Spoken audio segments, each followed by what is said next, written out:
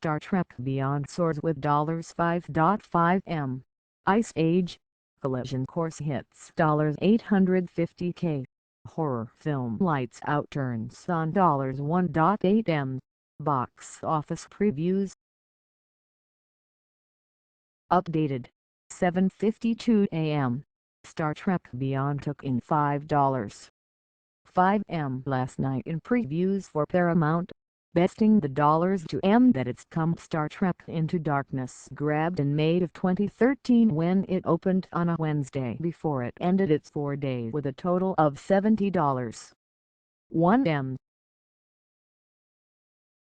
Beyond, a well-reviewed film and fan favorite with 87% on Fresh on Rotten Tomatoes, opened at 6 p.m. in 3,100 locations. Point of comparison: in November of last year Spectre took in $5.25m in its late nights before nabbing a $70.4m opening weekend. X-Men Apocalypse made $8.2m in previews before pocketing $79.8m for its 3-day. Star Trek Beyond enjoyed its world premiere at Comic-Con this year and today releases into 37 overseas markets including the UK, Australia, Russia, Germany and Italy, and we'll report grosses as we receive them. The third installment of this Guidance/Bad Robot franchise won't bow into the all-important market of China until September 2nd. Recent comment: sad comment. One person commenting Smithy 56 min seen guessing Ice Age 5 will be another of those 2016 films that bombs or underperforms in. Domestically, Star Trek Beyond's 3-day gross is expected to come in behind Star Trek Into Darkness, a film that released the same time that the universally panned Star Trek the video game came out, something that Into Darkness producer J.J. Abrams blamed as one of the reasons that the film didn't do better at the box office. In terms of social media, Star Trek Beyond has a strong social media universe of 191m. The third installment breaks down as 27.1m Facebook fans, 26.2m Twitter followers, about 3m Instagram followers, and over 134.7m YouTube views.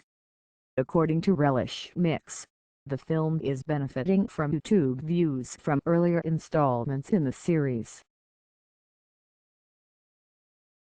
The official trailer is getting 20k to 30k views daily, but daily view counts for most videos for Beyond are rather light, in the 10k to 25k range. The earned-owned ratio of 7:1 is also good, but not great. The addition, they say that Ariana's music video has been a spark plug, adding 20m views since June 30th. And the cast is engaged from Simon Pegg 7.9m fans and followers to Zachary Quinto to Zoe Saldana, which is good news beyond its big Comic-Con presence. Related, Star Trek Beyond climbs on social media following Comic-Con world premiere. In fact, as of Thursday afternoon, the #Star Trek, #Star Trek movie, #Star Trek Beyond, #Star Trek premiere and other related hashtags really started taking off, more than doubling the amount of activity from yesterday morning. Updated 7:05 a.m. While we wait for Star Trek Beyond late night grosses, we have grosses this am so far on the 2 other films opening this weekend: Fox's Ice Age, Collision Course See Below, and the latest horror offering from Warner Brothers, Lights Out. The Page 13 Lights Out previewed to $1.08 in its shows that began at 7 p.m. last night. The studio is using the James Wan name to help promote the film as he is a producer on it, while once conjuring to make $3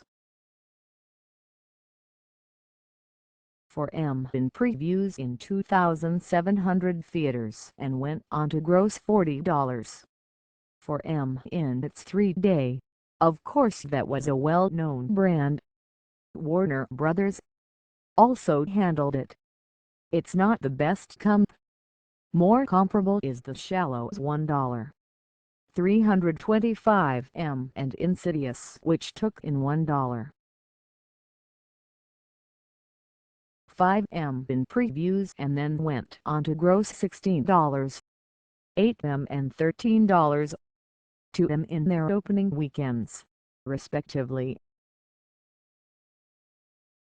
Previously, 6:53 a.m., Fox's next installment of the beloved Ice Age franchise, Ice Age: Collision Course, slid into previews last night and grossed $850K into 1,858 locales. Since there were no previews on Ice Age: Continental Drift when it opened in July of 2012, the best comp the studio said it is looking at for the weekend is the 2013 non-sequel Turbo, which had an opening weekend of $21.03. Ice Age: Collision Course opened at 5 p.m. yesterday, which is basically a half a day of grosses. This movie won't truly kick in until the weekend when its core family audience comes out in force. The last Ice Age: Continental Drift opened to $46.06. This one, the fifth in the franchise and opening with kid-friendly competitor The Secret Life of Pets still playing, may open around $30 to $35.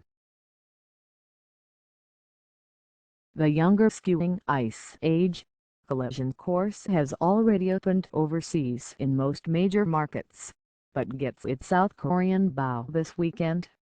So far, it has grossed over $148 in 59 foreign territories.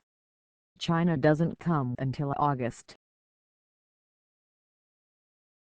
23rd, one of 6 markets yet to open.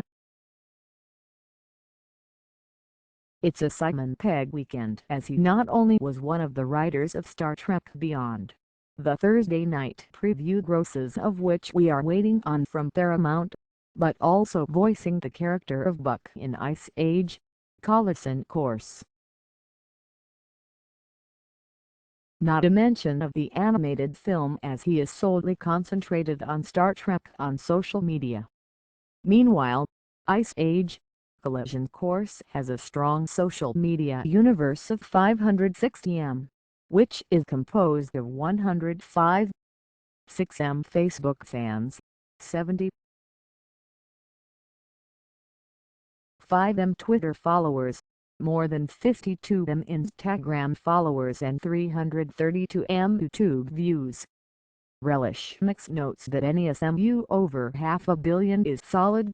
However, many of the 332M YouTube views are credited to previous films in the series. Also, clips featuring characters like Scrat doing his shuffle continue to contribute to the effort, despite their age. Scrat's shuffle has over 28M views alone. Top trailers for Collision Course are getting 30K views daily, but most of the film's clips are receiving closer to 5K daily views. The lack of notable materials, moderate cast activation and conversation reflects the status of Collision Course as a fifth in the franchise.